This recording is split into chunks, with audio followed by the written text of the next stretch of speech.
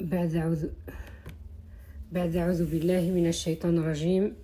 بسم الله الرحمن الرحيم. إن الحمد لله نحمده ونستعينه ونستغفره ونعوذ بالله من شرور أنفسنا ومن سيئات أعمالنا. من يهده الله فلا مضل له ومن يضلل فلا هادي له، وأشهد أن لا إله إلا الله وحده لا شريك له، وأشهد أن محمدا عبده ورسوله. يا أيها الذين آمنوا اتقوا ربكم الذي خلقكم من نفس واحدة وخلق منها زوجها وبث منهما رجالا كثيرا ونساء، واتقوا الله الذي تساءلون به والأرحام إن الله كان عليكم رقيبا. يا أيها الذين آمنوا اتقوا الله حق تقاته ولا تموتن إلا وأنتم مسلمون. يا أيها الذين آمنوا قولوا قولا سديدا يصلح لكم أعمالكم ويغفر لكم ذنوبكم، ومن يطع الله ورسوله فقد فاز فوزا عظيما. أما بعد، فإن أصدق الحديث كتاب الله عز وجل، وخير الهدي هدي محمد صلى الله عليه وسلم، وشر الأمور محدثاتها، وكل محدثة بدعة، وكل بدعة ضلالة، وكل ضلالة في النار. أما بعد أخواتي، السلام عليكم ورحمة الله وبركاته. Mes chères sœurs, alhamdulillah, alhamdulillah. Après ces 2 mois de pause, je ressens une immense joie de vous retrouver aujourd'hui.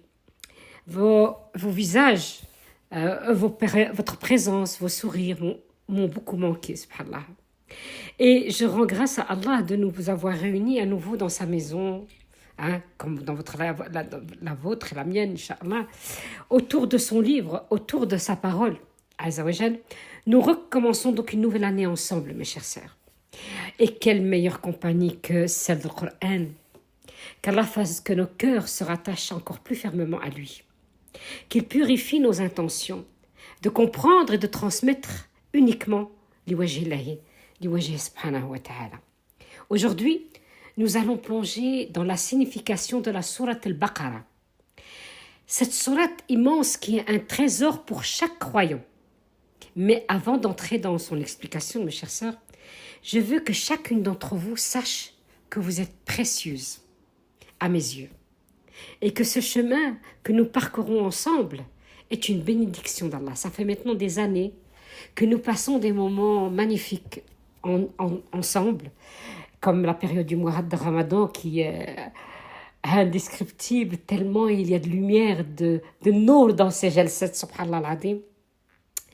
Alors accueillons maintenant cette rentrée avec un cœur nouveau, un nouveau départ, avec une intention sincère et la certitude, mes chères sœurs, la certitude que chaque pas que nous faisons vers Allah, il la multipliera par sa grâce et sa miséricorde. Subhanahu wa ta'ala. Donc mes chères sœurs, restez avec moi, soyez connectés, soyez concentrés, Inch'Allah.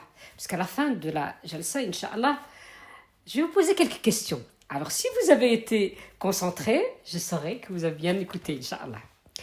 Alors, mes chères sœurs, chaque jour, comme je disais, nous vivons, comme si demain était garanti. On vit, chaque jour qui passe, on le vit comme si c'était garanti. Nous faisons des projets. Attention, ce n'est pas interdit de faire des projets. Nous faisons des projets, nous discutons de détails. Parfois, nous nous disputons pour du futilité. Mais la vérité est là. La mort est plus proche de nous que notre souffle. Un battement de cœur qui ralentit, une veine qui se bloque, un accident imprévu et tout s'arrête. Nos paroles cessent, nos regards s'éteignent et il ne reste de nous que nos actes et nos prières. C'est pour ça qu'Allah a révélé le Coran. Pour réveiller les cœurs, pour secouer les âmes, pour rappeler que ce monde n'est qu'un passage. Alors ce soir, mes chères sœurs, ouvrez vos cœurs. Je vais vous demander de rester bien concentrés, comme on ouvre un livre. Laissez chaque mot entrer en vous, non pas comme un son, mais comme une lumière qui descend du ciel. Car ce que nous allons partager n'est pas une histoire ancienne, c'est un miroir dans lequel chacune d'entre nous doit se regarder. Alors mes sœurs, avant de vous raconter pourquoi Allah a choisi le nom d'une vache pour cette sourate majestueuse, laissez-moi vous partager quelque chose de personnel. Il y a peu de temps, avant que mon cœur ne tombe malade, je parle de moi, avant que mon cœur en tombe malade, bien avant, j'étais à l'étranger, j'ai senti une alerte, comme une alerte intérieure. Allah, il m'a prévenu. À ce moment-là, je pensais souvent à la mort. J'enregistre, je suis en train d'enregistrer, vous inquiétez pas.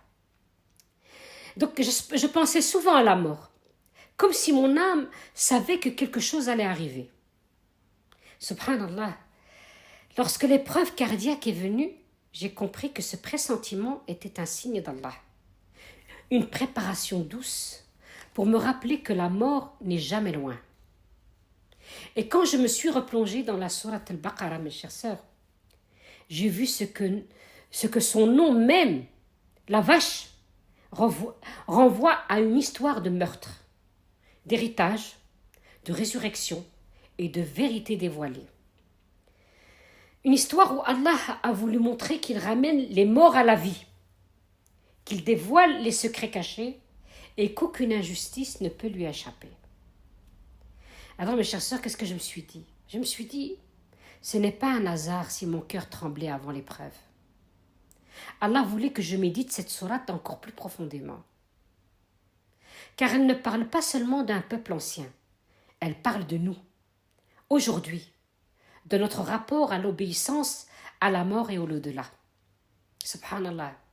Allah m'a éprouvé pour que je retourne à la Baqarah et souvent je me disais, mais pourquoi Allah a choisi le nom de la vache? Il y a une raison. Pourquoi la vache? Pourquoi il n'a pas appelé autre chose? Subhanallah. Et donc j'ai cherché. Mes sœurs, si mon cœur a tremblé avant l'épreuve, c'était pour me rappeler que la mort est plus proche. Et c'est exactement ce que raconte l'histoire de cette vache dans le Coran. Une histoire où la mort frappe, où la vérité est cachée et où Allah décide de dévoiler ce que les hommes voulaient dissimuler. Un meurtre a eu lieu. Dans la sourate Al-Baqarah, Allah raconte le meurtre qui a eu lieu. Un héritage a été convoité. Un corps sans vie. Et un peuple qui s'y disputait sans jamais trouver la vérité. Alors Allah envoya Moussa alayhi salam, un ordre étrange et déroutant. Il l'envoya et lui dit « égorgez une vache ». Un ordre simple, mais que les Banu Israël rendirent compliqué. Un ordre clair, mais qu'ils transformèrent en épreuve par leurs questions incessantes. Et derrière ce récit, Allah nous enseigne que la mort n'éteint pas la vérité, que l'injustice ne reste jamais cachée, et que celui qui ressuscite un mort pour parler ressuscitera toute l'humanité le jour du jugement dernier. Alors mes chères sœurs, pourquoi Allah a nommé la sourate la vache? C'est une très belle question. La sourate Al-Baqarah, la vache, est la plus longue du Coran. Et Allah Azza wa Jal lui-même lui a donné ce nom. Mais pourquoi? L'histoire de la vache et le peuple de Moussa alayhi salam. Dans cette sourate, Allah raconte en détail un épisode marquant des bénis Israël. Un homme qui avait été tué, et pour retrouver l'assassin, Allah ordonna aux fils d'Israël d'immoler une vache. Mais au lieu d'obéir simplement, ils se mirent à discuter, à poser des questions inutiles, à compliquer l'affaire, jusqu'à ce qu'ils finissent par sacrifier la vache. Non pas par soumission sincère, mais par contraire. Ils discutaient tout. Et Allah dit وَإِذْ قَالَ مُوسَى لِقَوْمِهِ إِنَّ اللَّهَ يَأْمُرُكُمْ أَنْ تَذْبَحُوا بَقَرَةً قَالُوا أَتَتَّخِذُنَا هُزُوًا قَالَ أَعُوذُ بِاللَّهِ أَنْ أَكُونَ مِنَ الْجَاهِلِينَ. Sourate Al-Baqarah, verset 67. Pourquoi ce nom? Pour toute la sourate. Parce que l'histoire de la vache résume un trait profond. La difficulté qu'avaient les Benu Israël à obéir sans discuter. Nous avons cette habitude, nous les faibles, les êtres humains, de discuter tout. Ah oui, mais pourquoi si, mais pourquoi pas? on est tout le temps en train de discuter pour avoir raison. Parce que ça ne nous plaît pas et on veut entendre ce que l'on a envie d'entendre. Et donc, elle met en lumière la différence entre une soumission sincère et aimante à Allah et à une obéissance faite de lourdeur, de réticence et de débats interminables. Allah a voulu que ce nom reste pour que chaque croyant médite. Est-ce que je suis de ceux qui obéissent avec confiance et simplicité? Ou est-ce que je complique ce qu'Allah a rendu simple? C'est vrai, combien de fois on rend les choses difficiles alors qu'elles sont faciles? Et donc, la parallèle pour nous aujourd'hui, quand Allah nous ordonne une prière, par exemple, ou un jeûne, ou une sadaqa, est-ce que nous répondons par sami'na wa ata'na? Est-ce que nous répondons, nous avons entendu et nous avons obéi? Ou bien est-ce qu'on cherche mille excuses, qu'on retarde, qu'on complique ce qui est clair? Par exemple, je dis, demain je vais mettre le hijab, quand je travaillerai plus, quand je me marierai, quand j'aurai des enfants, quand mes enfants iront à l'école. Chaque fois, on recule. On connaît la vérité, mais on ne veut pas. On cherche toujours une excuse. On n'est pas de ceux, sami'na wa ata'na, non. On est de ceux qui cherchons toujours 1000 excuses pour pas avancer dans le chemin d'Allah. Et le nom Al-Baqara est donc un signe pédagogique. Il nous rappelle qu'Allah n'a pas besoin de nos sacrifices. Il n'a pas besoin. Mais il a besoin de notre sincérité, de notre obéissance et de notre cœur soumis. Sami'na wa ata'na. Et le secret spirituel, c'est que la sourate Al-Baqara c'est aussi une protection immense. Elle chasse les shayatines de la maison. Elle contient Ayat Kursi et les 2 derniers versets qui sont un trésor de protection et de miséricorde. Aman al-Rasoul. Ainsi, Allah a voulu que ce nom simple, donc la vache, Al-Baqara, soit attaché à une sourate qui est en réalité un bouclier pour le croyant. C'est une manière de dire: ne sois pas comme ceux qui ont compliqué l'ordre d'Allah, mais sois de ceux qui trouvent la lumière et la protection dans son livre. Donc en résumé, mes chères sœurs, Allah a donné ce nom à la sourate pour que cette sourate devienne un rappel éternel. Obéis sans compliquer. Soumets ton cœur avant tes gestes. Et sache que la grandeur est dans la simplicité de dire Sami'na wa ata'na. On touche à une profondeur magnifique. En réalité, cela fait écho aux explications de plusieurs mufassirines, donc ce sont les savants du tafsir, qui relient l'histoire de la vache à l'épisode du veau d'or. Le veau que, quand Moussa est parti sur la montagne pour parler, il a parlé avec Allah, eh bien le peuple qui était resté, avec Haroun, son frère, ils ont tous leurs bijoux, ils ont fait un veau d'or.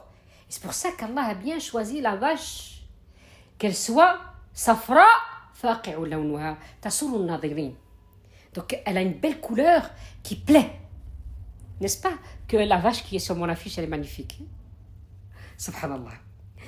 Donc on continue. Le contexte du veau d'or, c'est que lorsque Moussa donc a monté sur le mont Tour pour recevoir les Lawh al-Mahfoud, donc les tablettes, son peuple, influencé par le Samiri, fabriqua un veau d'or et l'adora. Allah dit وَاتَّخَذَ قَوْمُ مُوسَى مِنْ بَعْدِهِ مِنْ حُلِّهِمْ, donc leurs bijoux, عِجْلًا جَسَدًا لَهُ خوار. Donc ça veut dire le peuple de Moussa fabrique, après son départ, un veau fait de leurs bijoux, un corps qui avait un mugissement. Surat Al-A'raf, verset 148. C'était une trahison grave. Remplacer l'adoration d'Allah par celle d'une idole en or. Et donc, plus tard, lorsque il y a eu un meurtre, quand ils ont tué leur cousin pour avoir l'héritage, Donc lorsque le meurtre eut lieu parmi eux, un homme tué pour une affaire d'héritage, Allah leur ordonna, par l'intermédiaire de Moussa alayhi salam, d'égorger une vache. Certains savants, comme le Qurtubi et d'autres, disent qu'il y avait là un symbole. Allah leur fait sacrifier une vache jaune éclatante en opposition à leur idolâtrie au veau d'or. Comme pour leur dire, vous avez adoré un veau, eh bien égorgez une vache et débarrassez vos cœurs de cette idolâtrie. Ensuite, Allah ordonna de frapper le cadavre avec une partie de cette vache. Et le mort fut ressuscité en révélant son assassin. Donc, et nous dit, frappez-le avec une partie de cette vache, c'est ainsi qu'Allah ressuscite les morts. فَقُلْنَا اضْرِبُوهُ بِبَعْضِهَا كَذَلِكَ يُحْيِي اللَّهُ الْمَوْتَى. Surat al-Baqarah, verset 73. Donc la sagesse derrière le nom d'Al-Baqarah, donc ton intuition, elle est juste. Le veau d'or montrait leur inclinaison vers l'idolâtrie. Donc le sacrifice de la vache était une manière de purifier cette souillure spirituelle, de les détourner de l'idole pour revenir à l'obéissance d'Allah Azza wa Jal. Donc l'histoire du meurtre et de l'héritage rappelle aussi leur hypocrisie et leur dureté de cœur. Donc en réunissant ces récits dans le Baqarah, Allah Azza wa Jal nous enseigne ne sois pas comme ceux qui se sont égarés par amour du veau et qui ont discuté l'ordre d'Allah. Sois de ceux qui obéissent avec sincérité et qui voient dans chaque ordre une purification de leur cœur. Donc en résumé, mes chères sœurs, le nom de Baqarah est un rappel éternel. C'est contre l'idolâtrie, donc le veau d'or, contre l'hypocrisie, le meurtre pour l'héritage, et contre l'orgueil de discuter les ordres d'Allah. Et c'est pour cela que cette sourate appelée la vache est devenue un bouclier pour les croyants, touche à un détail de l'histoire apporté par certains mufassirin. Donc, le récit du Coran, فَقُلْنَا اضْرِبُوهُ بِبَعْضِهَا كَذَلِكَ يُحْيِي اللَّهُ الْمَوْتَى وَيُرِيكُمْ آيَاتِهِ لَعَلَّكُمْ تَعْقِلُونَ. Allah nous dit, frappez-le avec une partie de la vache. Ainsi, Allah ressuscite les morts et vous montre ces signes afin que vous raisonniez. Verset 73 donc. Le verset reste volontairement général, c'est voulu. Allah n'a pas précisé quelle partie de la vache, ni comment exactement le défunt fut frappé. Parce que beaucoup de gens, oui, mais quelle partie il a utilisé est-ce que c'est important la partie? C'est comme le chien dans Surat al-Kahf. Il était comment ce chien?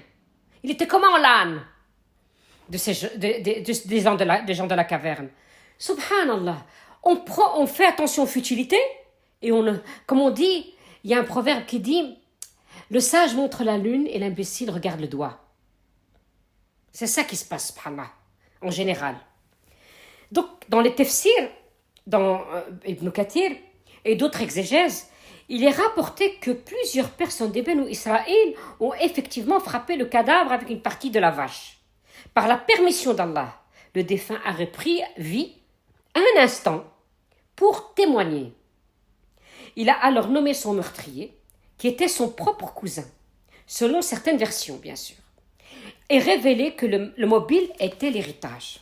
Ensuite, il est retombé mort directement, et ce fut une preuve éclatante de la puissance d'Allah à ressusciter les morts.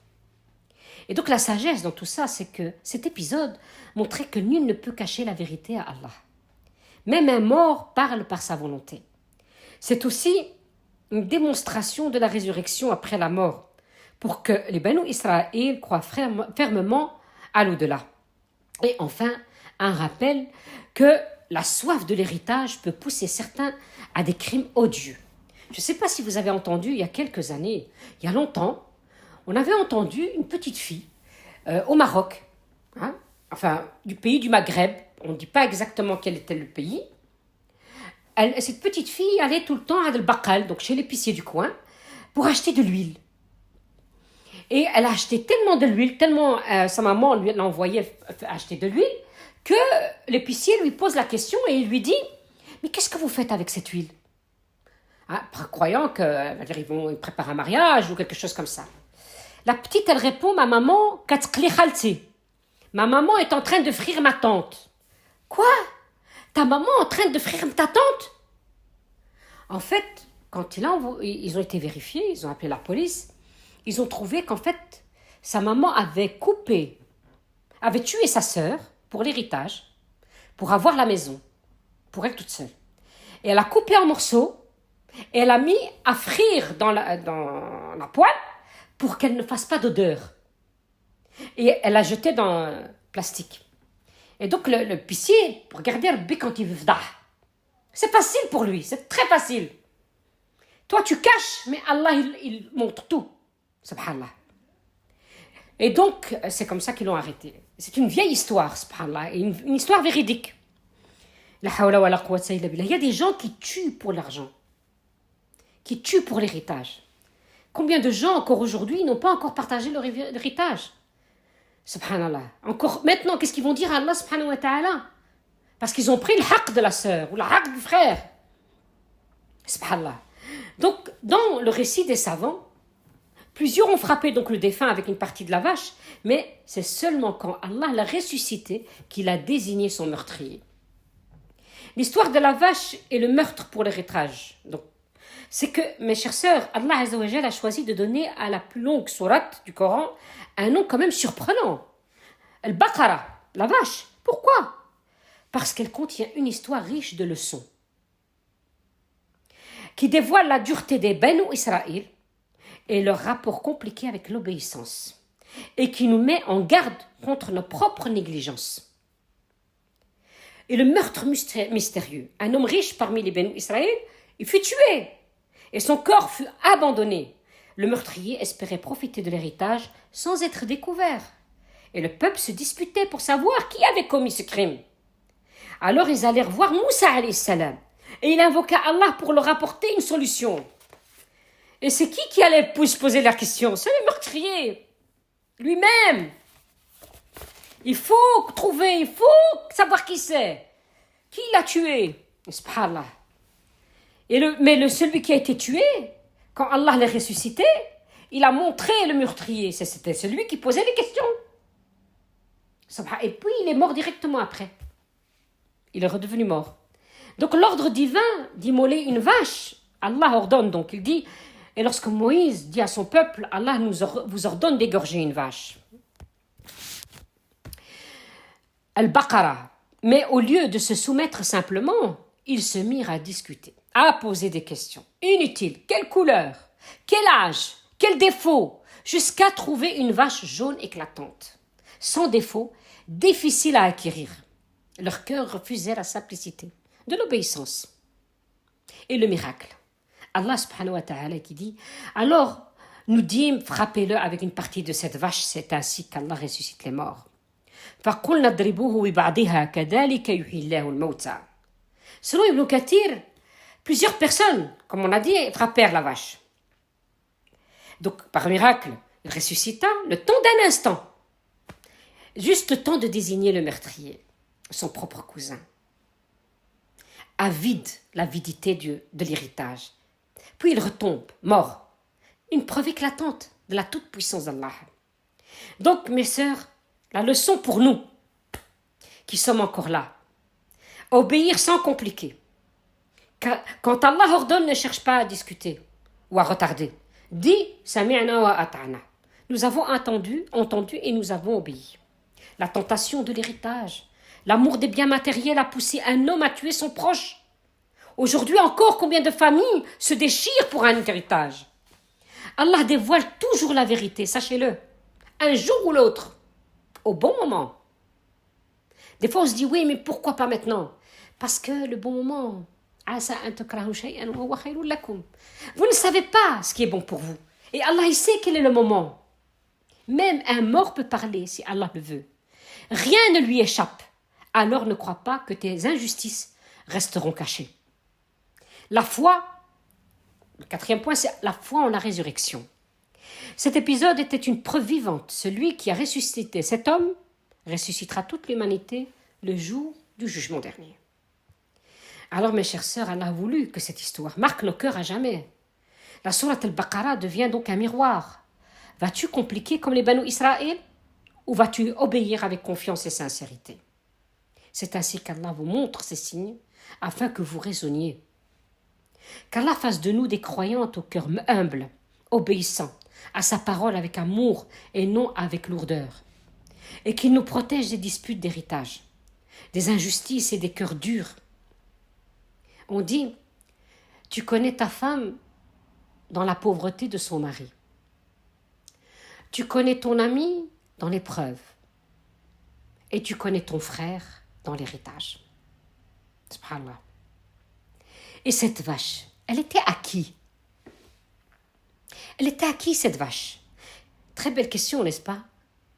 Les savants de Tafsir ont rapporté plusieurs récits par rapport à ça. Sur à qui appartenait cette fameuse vache? À qui elle appartenait? Dans le Tafsir d'Ibn Kathir et d'autres exégèses, il est mis la vache appartenait à un jeune pieux parmi les Benu Israël. Son père, avant de mourir, lui avait confié cette vache et lui avait dit « Oh mon fils, prends soin de cette vache. Si tu as besoin un jour, tu la trouveras comme une bénédiction d'Allah pour toi. » Le fils fut tellement obéissant et respectueux envers ses parents qu'Allah fit que cette vache devienne unique. Elle devient parfaite, sans défaut, exactement celle qu'Allah avait ordonné d'égorger. Quand les Bani Israël cherchèrent partout, ils finirent par découvrir que seule cette vache correspondait à la description. Ils la négocièrent avec le jeune homme, qui demanda un prix. Attendez, je vais fermer le... Parce que je vois que quelqu'un a son... Ah, il l'a éteint, c'est bon. Donc, ils négocièrent avec le jeune homme qui demanda un prix énorme. Et ils furent obligés de l'acheter à ce prix. Donc, la sagesse dans tout ça, la piété envers les parents, c'est parce que le jeune était pieux et obéissant envers son père. Et que sa vache, elle fut choisie. La baraka d'Allah se manifeste toujours dans la bonté filiale. Celui qui est bon avec ses parents, Allah lui met le baraka dans sa vie. Si tes parents rentrent chez toi, le baraka, elle rentre dans ta maison. Si tu t'occupes de tes parents, tu as le baraka. Et celui qui a choisi, celui que Allah a choisi que ses parents terminent sa vieillesse chez lui, Allah lui a donné une porte du paradis.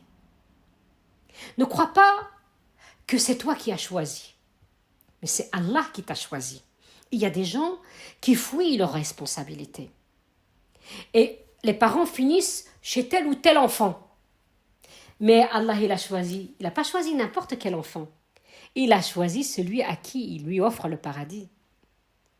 Donc, ce n'est pas la peine de se dire « Oui, mais moi j'en ai marre, c'est toujours moi qui m'en occupe. Combien on est 5, 6 garçons, 5 filles. Pourquoi est-ce qu'il n'y en a pas un qui s'y met ?» Mais tu ne te rends pas compte de la chance que tu as. Allah, il t'a choisi que tu t'occupes de tes parents.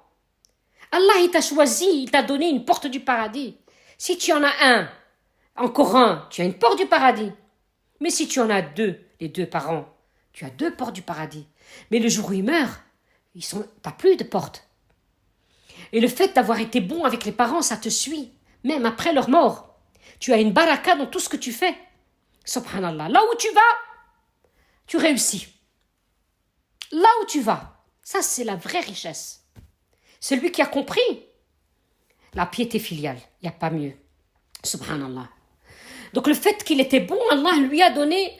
D'ailleurs, ils ont, dans une version des Béni Israël, et ils ont pesé la vache. Et donc, il a reçu son poids en or, le jeune. Et donc, c'est parce que cet homme était pieux, ce jeune était pieux et obéissant avec ses parents, que sa vache fut choisie. Donc, le baraka d'Allah se manifeste toujours dans la bonté des parents, envers les parents. Et deuxièmement, l'avarice des Béni Israël.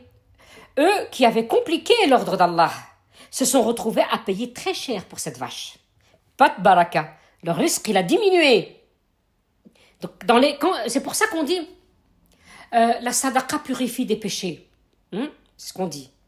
Pourquoi? Parce qu'on commet des péchés tous les jours. Et donc, quand on commet des péchés, ça diminue aussi de notre risque. Mais quand on demande pardon, pourquoi on dit celui qui veut la richesse, il qu'il multiplie les demandes de pardon? Parce qu'Allah ne punit pas quelqu'un qui staghfar Allah.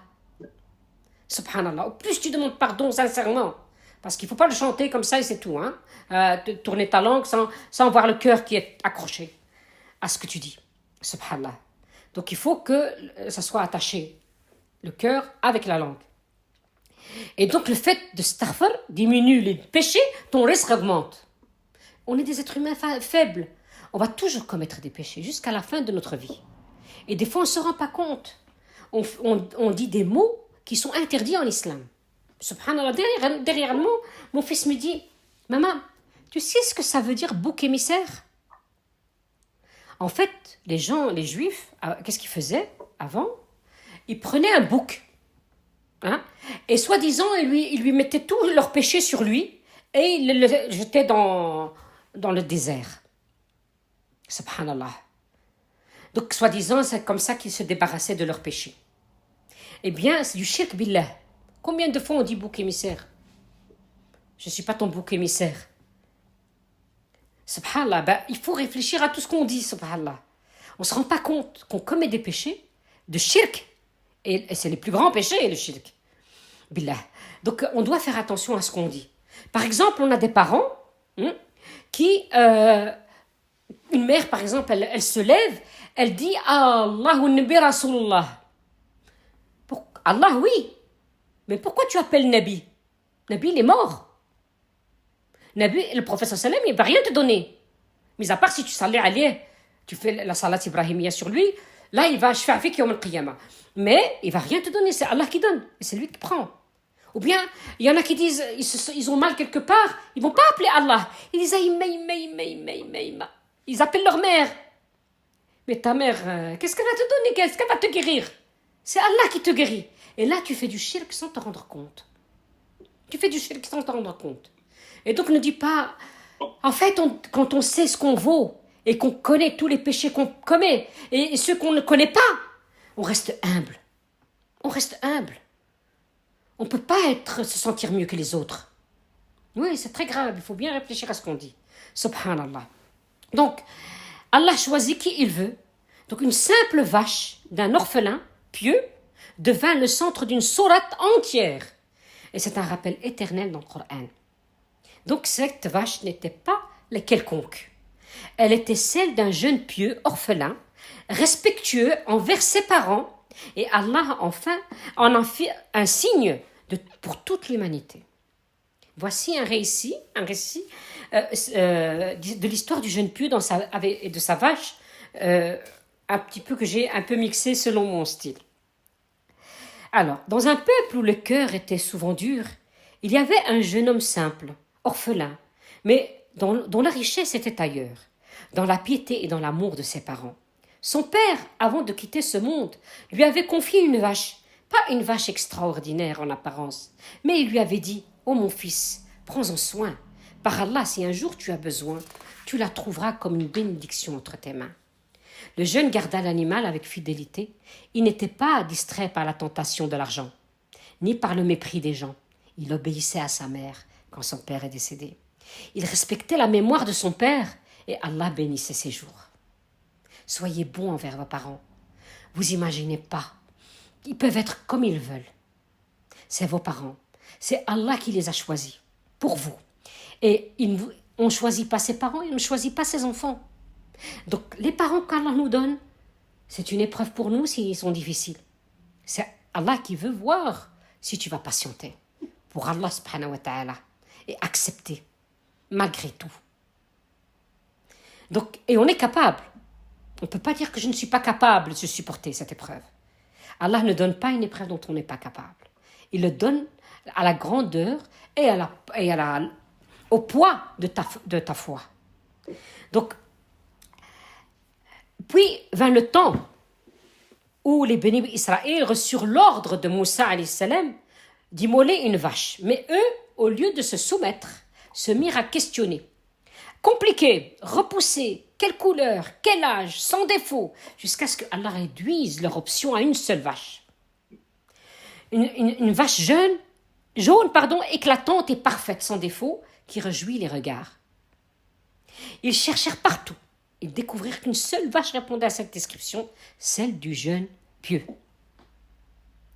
Ils vinrent pour l'acheter, mais le jeune sûr de la promesse de son père et confiant en Allah, demanda un prix énorme. Et malgré leur avarice, ils furent contraints de payer.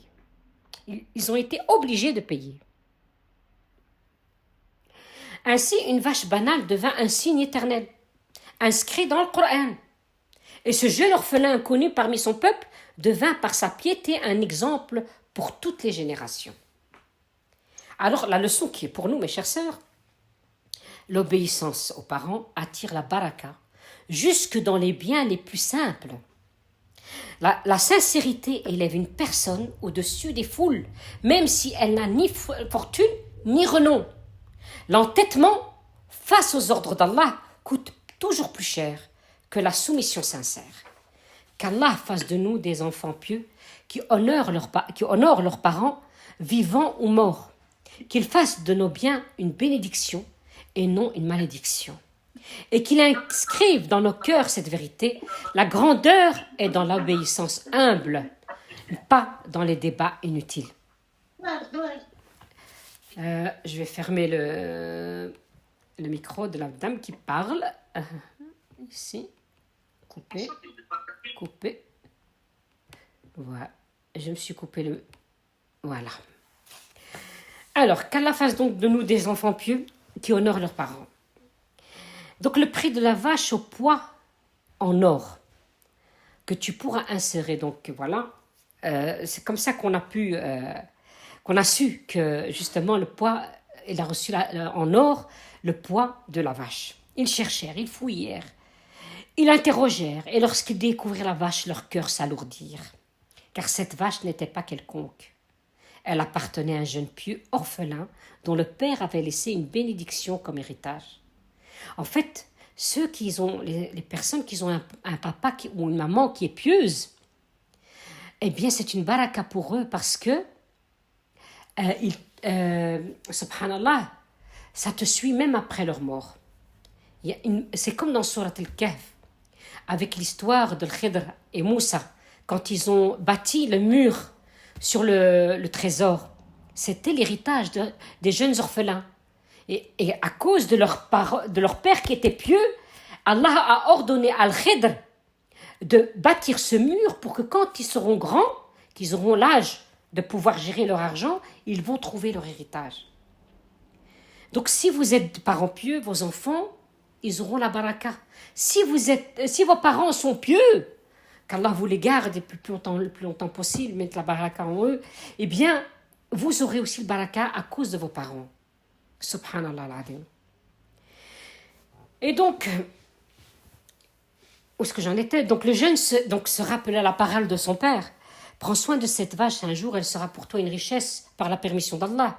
Alors quand ils vinrent la lui acheter, il demanda un prix inimaginable. Ils négocièrent, insistèrent, mais il resta ferme.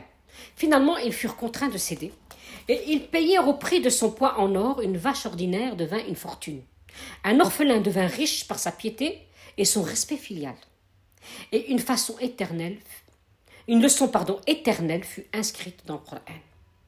Et la leçon pour nous, mes chères sœurs, l'obéissance aux parents attire une bénédiction qui dépasse l'entendement.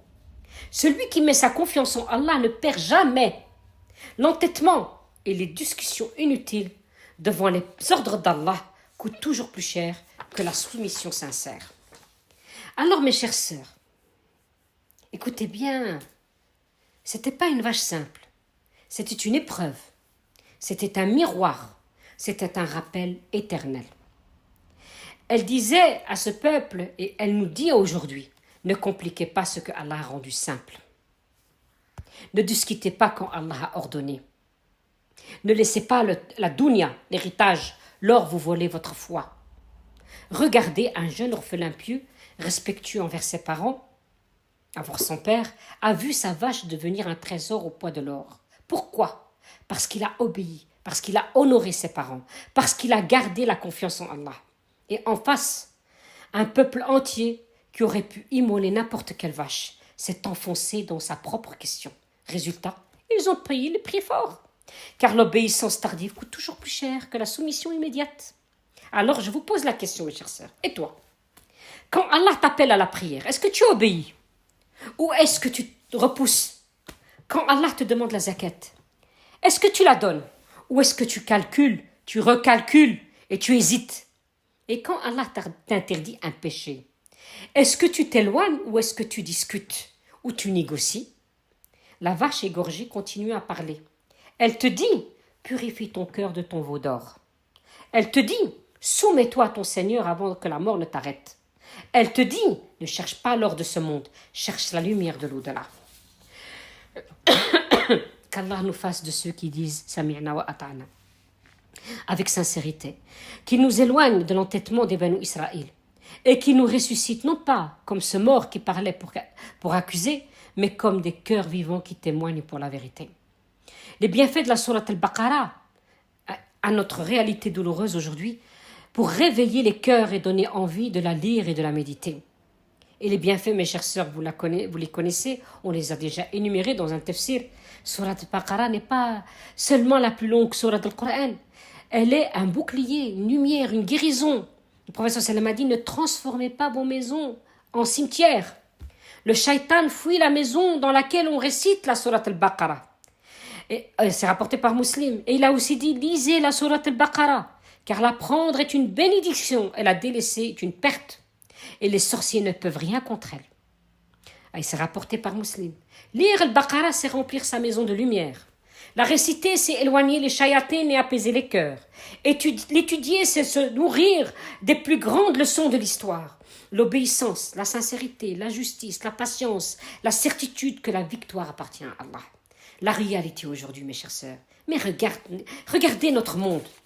Regardez, pendant que les peuples entiers sont massacrés, exterminés sous les bombes, pendant que les innocents crient à l'aide et que leur sang coule, des musulmans, eux, se disputent pour des futilités, pour du carrelage, pour du zélige, pour le prix d'un caftan. Est-ce cela la Ummah de Mohammed sallallahu alayhi wa sallam? Est-ce que c'est ça la Ummah de Mohammed? Est-ce cela l'esprit de Baqarah qui enseigne l'unité, la fraternité, la foi et le sacrifice? Allah nous a donné une sourate qui commence par ذَلِكَ الْكِتَابُ لَا رَيْبَ فِيهِ هُدًى لِلْمُتَّقِينَ.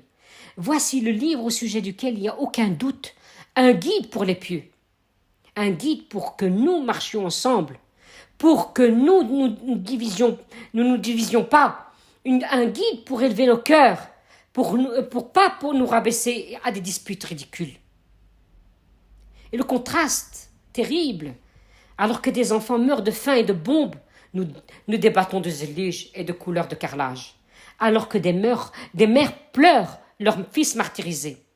Nous nous déchirons pour un héritage ou pour des détails sans valeur. C'est pour cela qu'Allah a révélé le Baqarah, pour nous rappeler que l'unité et l'obéissance valent plus que tous les l'or du monde. Alors un appel au cœur, mes chères sœurs. Ouvrons nos yeux. Mes sœurs, relisons le Baqarah. Méditons-la. Enseignons-la à nos enfants. Faisons de nos maisons des forteresses de foi et non de lieux de dispute. Car le jour où nos cœurs seront remplis de cette sourate, nous ne nous diviserons plus pour des miettes de dunya. Nous serons unis pour Allah et alors sa victoire descendra. Le Baqarah est une sourate qui réveille les cœurs endormis. Ne laisse pas sur ton étagère. Lis-la, médite-la et vis-la. Allahu Akbar. Allahu Akbar. En effet, qu'est-ce que ça veut dire le Baqarah? Baqara. Le ba, ou le qaf, ou ra. La vache, donc la racine, baqar. Baqar, ça veut dire labourer. La tombe, si tu retournes les lettres de Baqara, tu as qabr, la tombe. Donc le lien spirituel et linguistique, donc ouvrir, c'est Baqara. La vache fend la terre pour labourer la vie, la subsistance, la fécondité, la continuité. Et puis le contraire, les lettres à l'envers, qabr, la tombe, fend la terre pour engloutir la faim, le retour, le rappel de la mort. Comme si Allah voulait nous rappeler Baqara, l'ouverture de la vie et de la guidance. Qabr, l'ouverture de la terre pour la mort et le retour vers lui. Celui qui médite le Baqarah, il trouve la lumière. Allah lui ouvrira la voie de la vie éternelle dans la félicité. Celui qui se détourne, donc son qabr, sa tombe, sera son première demeure vers les ténèbres et la perte. Et là, on comprend la parole du prophète sallallahu alayhi wa sallam. Lisez Al-Baqarah, car l'apprendre est une bénédiction et la délaisser est une perte. Car celui qui vit avec Al-Baqarah trouve son qabr illuminé. Subhanallah. En retournant les lettres, on passe de la vie qui s'ouvre, donc Al-Baqarah, à la tombe qui s'ouvre, qabr. Comme pour nous dire ta vie et ta mort sont liées à ta relation avec le Coran. Subhanallah. Écoutez bien, 3 lettres seulement, Baqarah. Et si tu retournes ces lettres, elles deviennent qabr, la tombe. Quelle sagesse cachée. Baqarah, c'est la vie qui s'ouvre, la terre que l'on fend pour semer, la guidance qui éclaire le cœur, la sourate qui repousse le shaitan, le bouclier du croyant dans sa maison. Et le qabr, c'est la terre qui s'ouvre pour engloutir, la fin de toute fierté, le lit de chacun d'entre nous, la première étape de l'au-delà. Comme si Allah voulait nous murmurer, celui qui vit avec Al-Baqarah trouvera son qabr éclairé. Celui qui délaisse Al-Baqarah verra son qabr rempli d'obscurité. Et le prophète sallam dit, lisez Al-Baqarah, car l'apprendre est une bénédiction, la délaisser est une perte. Alors choisis Baqarah qui ouvre ton cœur à la lumière, ou Al-Qabr qui s'ouvre à toi dans les ténèbres. Allah fait de Al-Baqarah une lumière dans nos vies, un bouclier dans nos maisons et une clarté dans nos tombes. Et donc, un petit quiz de quelques questions, si vous êtes partante, Inch'Allah. Alors, vous levez la main pour celui qui sait répondre. Je prendrai la main du premier qui lève la main. Alors, on va briser la glace. Quelle est la plus longue sourate du Coran? Si vous avez été concentré, vous savez.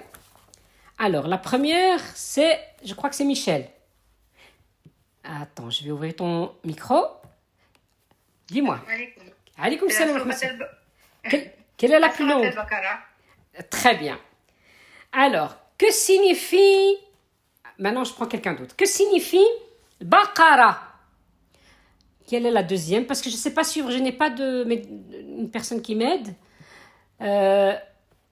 Alors, Yasmine, Oumou Yasmine. Dis-moi, que signifie Al-Baqarah? C'est simple, hein? Comme la vache. Très bien, masha'Allah. Alors, à Médine, question suivante. À Médine ou à la Mecque? Cette sourate a été révélée où? Nadia, NBA. Salam alaikum. Alaykoum salam wa rahmatullah. Elle a été révélée à Médine. C'est très bien, masha'Allah. Alors, question suivante. Quand Allah a ordonné aux bénis Israël d'immoler une vache, qu'ont-ils fait? A. Ils ont obéi directement. B. Ils ont posé des questions inutiles. Et C. Ils ont refusé totalement. Donc, A. Ils ont obéi directement. B. Posé des questions inutiles. Et C. Refusé totalement. Loubna. Salam alaikum. En fait, ils ont posé plein de questions. Ils voulaient voilà. Donc, c'est la réponse B. je pense. C'est très bien. Alors, question suivante. Et c'est pour Rachida. De quelle couleur devait être la vache? Rachida? Oui, jaune.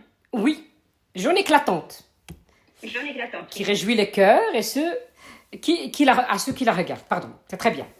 Alors, pourquoi la vache a-t-elle été vendue si cher? Alors, je vais prendre Halima.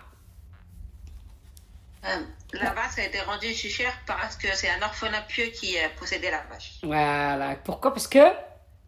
Pourquoi? C'est un orphelin pieux qui possédait la vache. Et oui. Par rapport à la baraka de son père qui lui a conseillé. Très bien. C'est très bien. C'est ce que je voulais entendre. Barakallahu fik. Alors, à qui appartient cette vache? Question pour. Allez, qui va lever la main? Je vois. Nadia? Oui. Oui. À qui appartenait cette vache, pardon? À des pieux. À une femme pieuse. Non, c'est pas ça. Par message, je vois sur le chat, Naïma a répondu Un orphelin pieux. Oui, c'est très bien. Alors, question suivante. Quel prix incroyable ont-ils fini par payer pour cette vache? Allez, levez les mains. Qui d'autre? On est 163 sur le groupe. Allez, quelle est la suivante? Parce que je voudrais... Fatima. Le poids de vache en or de Hanan. Très bien, c'est très bien Hanan. Alors, maintenant on a l'autre partie. Qu'est-il arrivé quand on a frappé le mort avec une partie de la vache? Alors, qui va me répondre?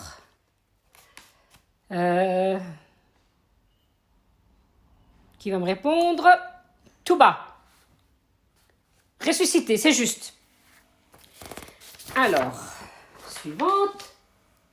Pourquoi Allah a montré ce signe? Pourquoi Allah a montré ce signe? Oui, ressuscité, mais... Oui, pour prouver la résurrection et la puissance d'Allah subhanahu wa ta'ala. Alors, que fait le shaitan lorsqu'il entend le Baqara récité dans la maison? Qu'est-ce qu'il fait le shaitan? Il s'enfuit. Il s'enfuit, c'est très bien. Le prophète sallallahu alayhi wa sallam a dit, lire Al-Baqara est une bénédiction, la délaisser est une perte, et les sorciers ne peuvent rien contre elle. Donc ça c'est la réponse, parce qu'il fuit. Donc, est-ce que c'est vrai ou faux? Donc le prophète... Ouais, c'est très bien. Alors, quels sont les deux trésors à la fin de Al-Baqara révélés depuis sous le trône d'Allah? Quels sont les deux trésors à la fin de Al-Baqara révélés depuis sous le trône d'Allah? Non, c'est pas Ayat Kursi. C'est très bien. Alors, quel est le plus grand verset du Coran qui se trouve dans la sourate Al-Baqara? Celui de la dette. C'est très bien, masha'Allah. Alors, je vais demander à une sœur d'appeler en direct sa maman et qu'on entende ce qu'elle met le parleur pour qu'on entende ce qu'elle dit sa maman. Donc, qui veut appeler sa maman au téléphone? Allez, les courageuses. Il n'y a personne qui se présente. Je ne saurais pas lui demander, elle est décédée là. Allah yarhama, Allah yarhama. Je voudrais que je vous expliquerai pourquoi, celles qui sont en vie. Elle n'est pas là. Alors, qui a sa maman? Qui a encore sa maman ou son papa? Allah yarhama. Salam alaikum, Alimati. Alaykoum salam wa rahmatullahi wa barakatuh. Alors, Abdullah? Alors, j'ai une question. Vous avez dit que... Oui, vous avez dit quel verset la plus longue dans Surat al-Baqarah, c'est pas Ayat al-Dayn? Dans Ayat quoi? J'ai pas bien entendu. C'est quelle ayat tu as? Non, c'est Ayat al-Kursi. Ah, je pensais que c'était Ayat al-Dayn. Non, c'est Ayat al-Kursi, le plus long verset de la Surat al-Baqarah. Alors, qui veut bien appeler sa maman, qui a encore sa maman? Habiba? Amin. Non, moi, j'ai plus mal à moi, désolée. Allah yarhamah. Il y a personne qui a sa maman? Qui pourrait appeler sa maman? Ou qui a sa maman à côté d'elle? Personne. Moi, j'aurais bien voulu appeler la mienne, Estada, mais elle est dans un village perdu au Maroc et le réseau, il est... Ah, c'est dommage. Et ils sont obligés de sortir du village pour m'appeler, les pauvres. Ah, en tout cas, Rabbi khaliha lek, tawla fil amar. Amin, barakallahu fik, Estada. Bah, tu peux appeler ta maman par WhatsApp, hein, ceux qui sont au bled. Oui, mais même le réseau là-bas, il est... Même Ah ouais, justement, il est le nul, réseau quoi. WhatsApp, il est... Ah ben c'est dommage, il n'y a personne sur 159 qui sont là. Ah, subhanallah. Il n'y a personne qui a sa maman. Ah là. Il y a Siata qui a dit qu'il y avait sa maman à côté. Elle a dit qu'elle ne s'y connaissait pas, mais elle peut l'appeler quand même. Mais bien sûr. Voilà. Ah ben voilà, Soumeya. Ah ben écoute, mets le haut-parleur. Il faut qu'on entende ta maman. Tu vas te poser la question suivante à ta maman. tu vas lui demander, est-ce qu'elle est contente de toi? Est-ce que tu es mardiya?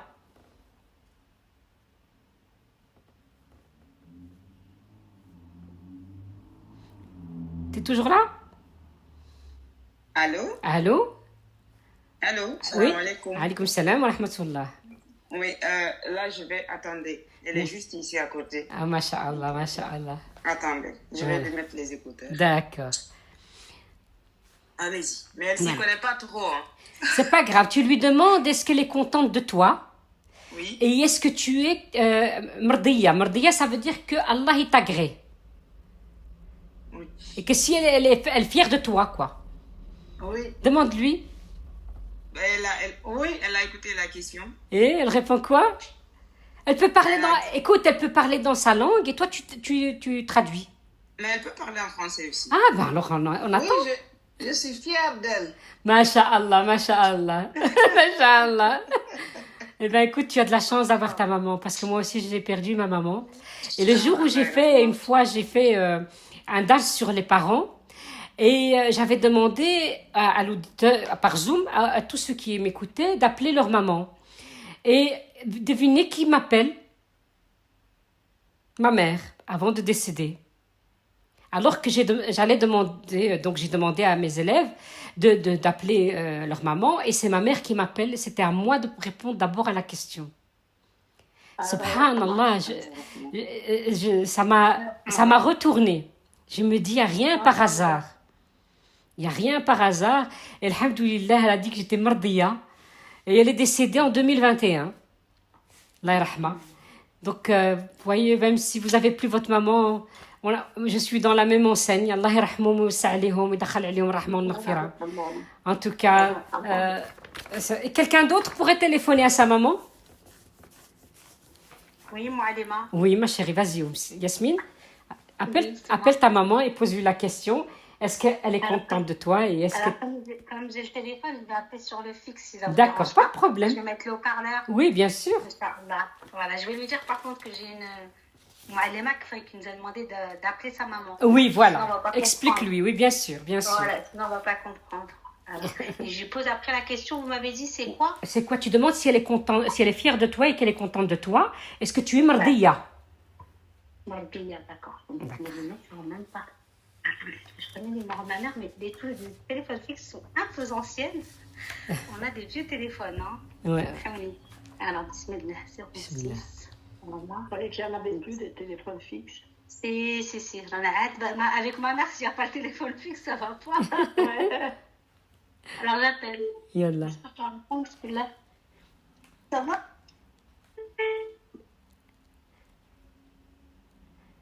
Allô? Vous m'entendez?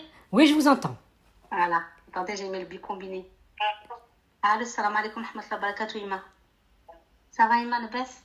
J'ai le Moualima avec nous dans le cours et elle m'a dit de te poser une question. Elle a dit qu'il faut poser la question à la maman. La question, elle t'entend, la Moualima? Oui, j'entends. Elle dit lui, salam alaikum, Moualima. Salam alaikum.